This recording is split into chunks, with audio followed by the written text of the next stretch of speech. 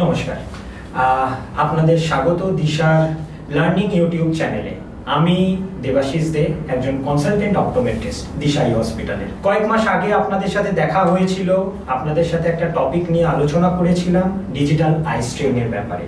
আজকে আমি যেই ব্যাপারে আপনাদের সাথে আলোচনা করব সেটা হচ্ছে আইয়ের বা চোখের কি কি এমার্জেন্সি কেস হলে বা অসুবিধা হলে আপনারা দিশা আই হসপিটালে এসে আপনাদের চোখ যত তাড়াতাড়ি সম্ভব কনসাল্ট করবেন। তার মধ্যে প্রথমত হলো আমাদের কোনো এক চোখ বা দু চোখের দৃষ্টিশক্তি যদি হঠাৎ করে কমে যায়, এরপর আপনাদের চোখে যদি কোনো রকমের ফরেন পার্টিকেলস, কোনো রকমের বাইরের ধুলো বালি বস্তু যদি আপনার চোখের ভিতরে যায়, সেখান থেকে যদি ইনফেকশন হয়, আপনি কিন্তু অ্যাজ সুন অ্যাজ পসিবল এসে কনসাল্ট করবেন।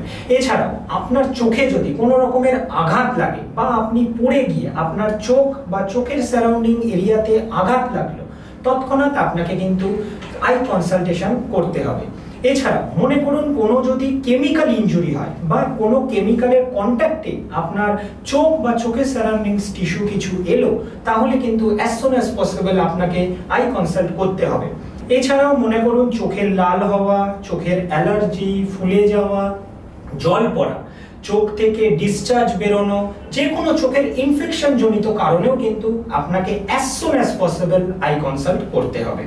এছাড়াও অনেকের একটা প্রবলেম থাকে, চোখের সামনে কালো মাছির মতো অনেক কিছু ঘুরে বেড়ানো, যেটাকে আমরা ফ্লোটার্স বলি, বা এর সাথে সাথে চোখে ফ্ল্যাশিং বা বিদ্যুতের আলোর ঝলকানোর মতো কিছু প্রবলেম, সেইটাকে আমরা বলি ফ্ল্যাশিং।